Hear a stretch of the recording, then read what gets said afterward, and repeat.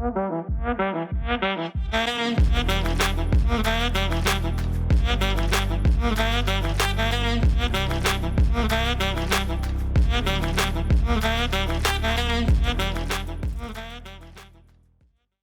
is part 2 of creating the Surrealist Composite, and I'm going to go ahead and open up that Surrealist Composite image that I saved previously. Scroll through here and find it. Okay, so here it is. And right now I have 3 images that I've added. I do need to add another one. And in this video, we're going to talk more about how to blend things and make things look a little more natural, playing around with adjustments. A lot of things you've already done, but a couple things you maybe haven't done yet. I'm going to go ahead and hide this down here. We're going to go ahead and click on the layers. And I need something, I feel like, in the foreground, like just something maybe kind of crazy, maybe make it look like it's coming out of the ground. I don't know what yet. I was kind of thinking like maybe a crystal or something. So I'm going to go to Pixabay and let's just see what I can find. All right, crystal. Whoa.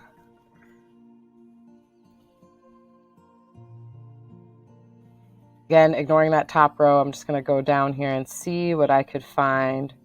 That's kind of cool. I like that. Cube crystal. Let me see if I'm going to see if I can say cube. We'll do a crystal cube. If it behaves. Oh my goodness. My computer today. All right. Crystal cube. Maybe not. Okay, we'll just go back to crystals. All right, let's see what would be a good addition here, because I'm just gonna keep looking here. Maybe not a cube, maybe just regular crystals again. Kind of thinking like a crystal point. Ooh, that's kind of interesting. How'd that look there? Actually, this is perfect. That's kind of what I was imagining. Some kind of rock crystal, and it's got a black background, which is going to be nice for deleting that. I'm going to say download. All right, we're going to go to Photoshop, say file, place embedded. You're going to get really good at that, place embedded. Cool. And I'm going to make this a little smaller because I know I'm going to resize it. Okay, I'm going to hit enter on the keyboard. I'm going to erase the black area. So we're going to use the magic eraser. There we go. I got rid of pretty much all of it, I think. Yeah, that looks really good. Oh, a little bit down here. I can erase that. That's the one thing you definitely want to like double check sometimes. You see how there's like a little bit of those fragments there? That'll help you keep track of that and make sure that it looks really good, looks the way you want it to. Okay, I'll put all that back. All right, so from here, again, this definitely looks like I just copied and pasted it on here. And so I want to make sure that I am, adjusting colors, really playing around with the environment. Like right here is the railroad track. So I might want to play around with that a little bit because again, it doesn't look really realistic right here, but maybe if I erase something or just kind of mess around with that, I might be able to make it look a little more interesting. So first off, I'm going to play around with the colors a little bit. I'm going to go to image adjustments. We're going to say levels, and I'm going to, maybe darken some areas. These are your shadows. These are your mid-tones. That looks pretty cool. And then these are your highlights. So I really don't want my highlights any brighter. I actually really wanted to darken it, but I don't want it so dark that it's too much contrast. So you could do it this way. You can also play around with the brightness and contrast. So again, image adjustments, levels, just kind of playing around in there. Like if I lower the contrast there, I think that's pretty good. And then image adjustments, hue saturation or color balance will let you really play around with those colors again. So I could maybe give it like kind of like that. It's almost like it's gold or something. I can increase the saturation if I want to as well. I really like that actually. But again, right here, that's kind of bothering me. I also could play around with some shadows. I'm going to add I'm just calling a shadow layer, just to make sure that it has some realism to it, making sure it looks like it's blending with its environment. So first things first, before I get ahead of myself, I'm going to play around with the railroad tracks here. I want it to look like the railroad tracks are just cutting through this crystal instead of the crystal being on top. So what I'm going to do first is I'm going to drop down the opacity level a little bit. I'm going to use my magnifying glass to zoom in here because I want to see it up close. And then I'm going to go into my eraser tool. And from here, you can see the outline's really large. I'm going to drop the size down really small, like That's probably good.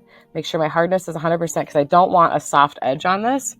And now I'm going to ever so carefully on the right layer, erase wherever I see the railroad track. I might have to resize that a little more, but right now this is fine. So just the rim, and this is going to take a little bit of time, but it's a good example of how you can really manipulate. That's why we're doing manipulation. You can really manipulate the environment of your image and really make things look like they belong. Whoops. And if you make a mistake, you just do Control Z, go back. And I could zoom in really close. If you want to be like really detailed, I like to do like small strokes here instead of one big stroke where if I make a mistake, then I have to go all the way back. So kind of clicking and dragging. Let's see. So now if I zoom out, that's looking a little better, except there I'm still missing the side of the track. So let's zoom back in. Drop the opacity down.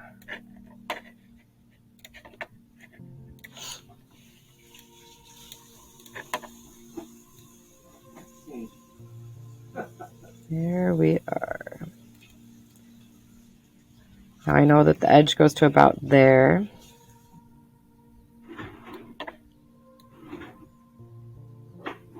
And there's a whole line that goes along here in perspective. So it's wider at the bottom and narrower at the top.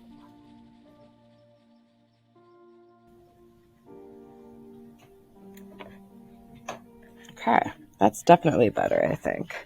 All right, now I'm going to zoom back out. Okay, let's bring that opacity back up.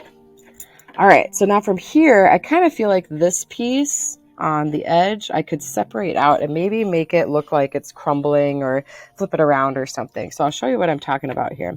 So I've already divided it. I've decided to get rid of that, but it still looks kind of fake right now. Like perspective isn't quite right. So I'm going to grab the lasso tool. I'm going to click and drag just around the edge here because that's actually transparent there. And now I can actually either physically move it or put it on its own layer. And I'm going to show you how to do that. I'm going to do Control C, Control V, and that just put this on its own layer. So now it's going to look like I have two, but I can go back to that original layer, go to Select, Reselect, and then just press Delete on the keyboard. And now it gives me those dancing ants, but I have this on a separate layer.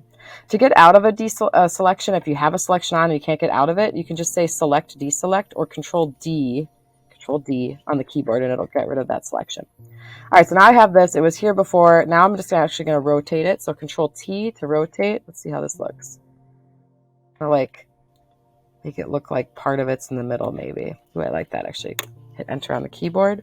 Now, some other things you could try maybe to make it look like it blends more is you could do Edit, Transform, Flip Horizontal, or Flip Vertical. And this will actually flip the object entirely. So that's kind of a neat thing to try as well if you ever want to just kind of mess around with that. And I actually kind of like that too. I kind of want like another fragment down here, just like an extra little piece.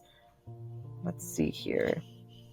I'm going to actually grab what I see. Like I'm just going to grab like a little randomly shaped piece here. Control C, Control V. You'll see what I'm talking about.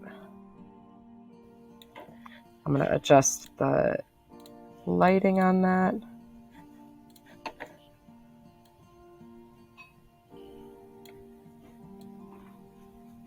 Not too much.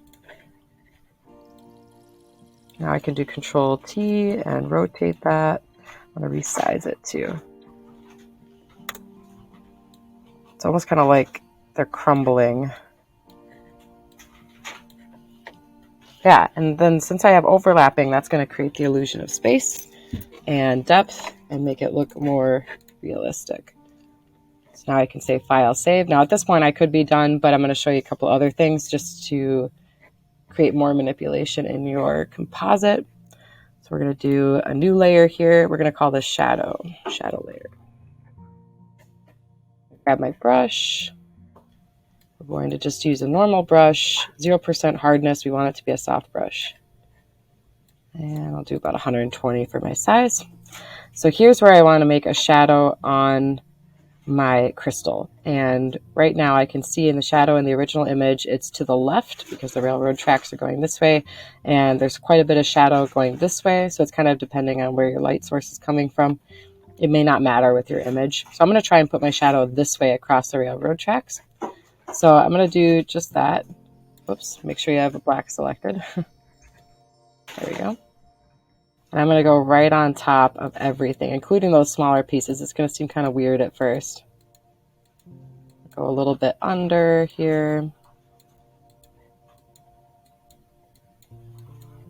That's probably good. We're just kind of like imagining what that shadow would look like. You could also go on the sides as well of the crystals.